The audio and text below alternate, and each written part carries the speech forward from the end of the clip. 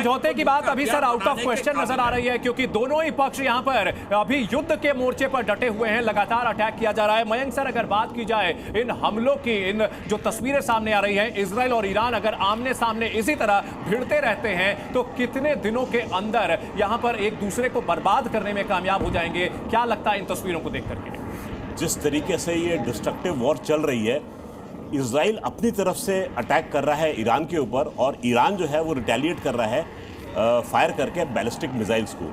अभी तक cruise missile जो है, जहां तक मेरा ध्यान है, वो सीन में आई नहीं है। बैलिस्टिक मिसाइल जैसी दागी जा रही हैं, जैसे मैं आपसे जिक्र कर रहा था कि उसके पास में ऐसी 5 किस्म की बैलिस्टिक मिसाइल हैं, और उसमें फतेह 1 एंड फतेह 2 जो है, दीज आर हाइपरसोनिक मिसाइल्स जी। और फतेह 1 फतेह 2 जो है वो मैक 13 मैक, यानी कि आवाज की गति से 13 गुना ज्यादा स्पीड अटेन कर लेती है जी जाने के टाइम पे।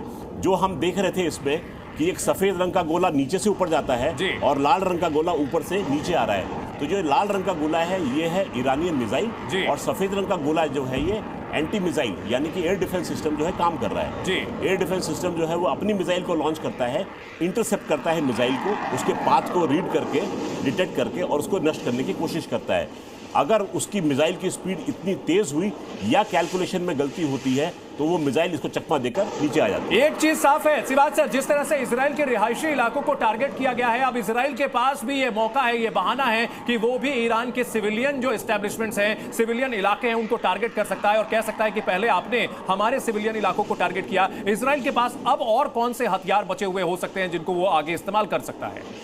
देखो चंदन, ये आपने बहुत अच्छा क्वेश्चन पूछा। ये सिविलियन टारगेट को क्यों कर रहा है ईरान? क्योंकि मिलिट्री इंस्टॉलेशन जो हैं इजराइल की वो बहुत वेल गार्डेड है। वहाँ पर आयरन डोम सिस्टम है, मल्टी टीयर है, वहाँ पर पेट्रोइड मिसाइल सिस्टम है, terminal high altitude area defence system मिला हुआ है इनको अमेरिका से।